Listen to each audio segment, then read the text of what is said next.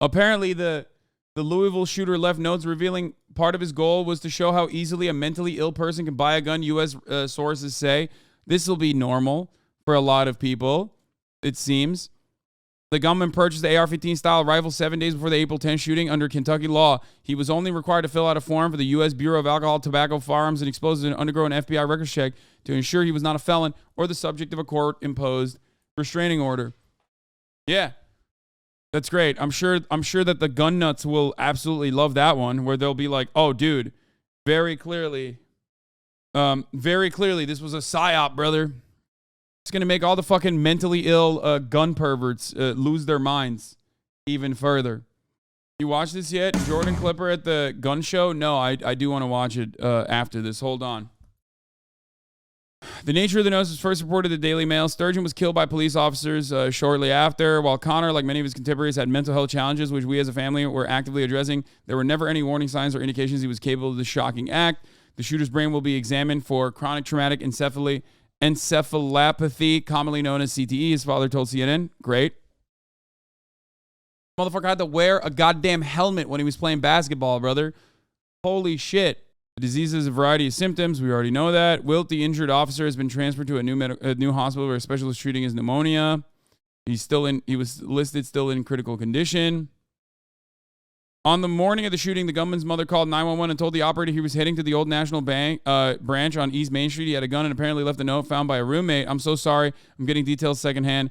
I'm learning about it now. Oh, my Lord, Sturgeon's mother said in a 911 call released by the police. I need your help. He's never hurt anyone. He's really a good kid.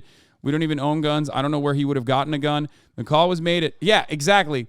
We don't even own guns. I don't even know where he would have gotten a gun. Well, turns out it's super simple. 7 days before the fucking shooting, he went and got a gun. The call was made at 8:41 a.m. on April 10th, but the shooter was already inside the bank and the police officers are arriving on scene at that point. Even when the cops do the right thing, it's still not enough because it's legislators that are supposed to do the right thing, and they are not. Okay? This is another instance where cops did the absolute best possible thing that you're supposed to do. This is the one area where they are supposed to do violence, okay? And they did the violence, and they stopped the shooting.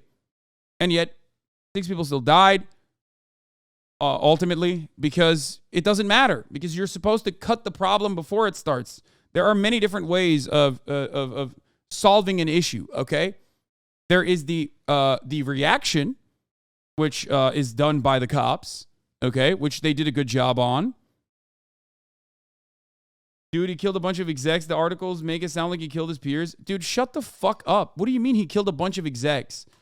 Literally, suck my dick. What are you talking about? First of all, that's not even fucking true regardless. Are you insane? What do you mean? You think it's normal to just like walk into a fucking bank and start opening fire on like people that work at the bank? Are you out of your fucking mind? I mean, you must be. You must be insane. These are fucking human beings, man. Are you stupid? Do you know who works in a fucking local bank, dumbass? Do you understand? It's normal people with like a regular 9 to 5. It's 9 to 5ers, you fucking idiot. Dumbasses here literally bank and think these guys are like the Goldman Sachs executives. You fucking idiot. It's in many ways maybe a little bit better paid, but like unless you're a teller, no different than like shooting up a fucking local Walmart.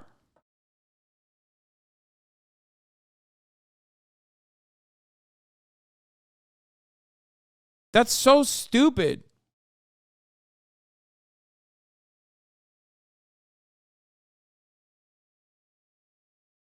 $65-year-old bank manager is the executive that you're taking down. Good job.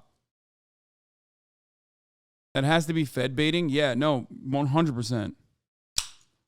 Motherfuckers acting like the dude, the 65-year-old bank manager is Jamie Dimon, dude.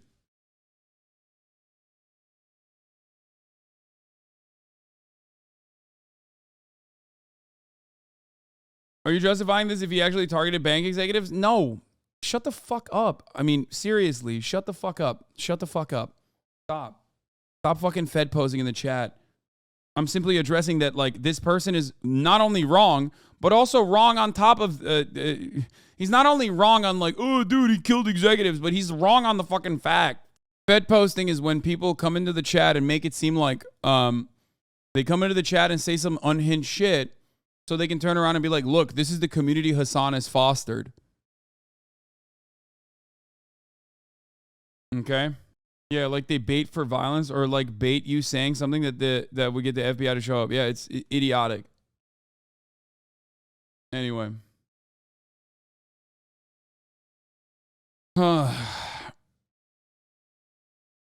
Like someone tried to say one was friends with the governor. Oh, dude, okay. Like, yeah, he really had you know, the entire fucking state in his palm, in the palm of his hands. That's why you know. Okay, got it.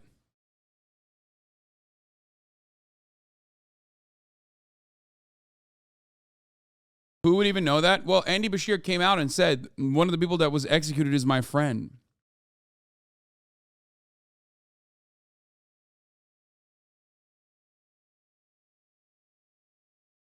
At least 165 mass shootings have already been reported in the U.S. this year, according to data from the Gun Violence Archive, obviously.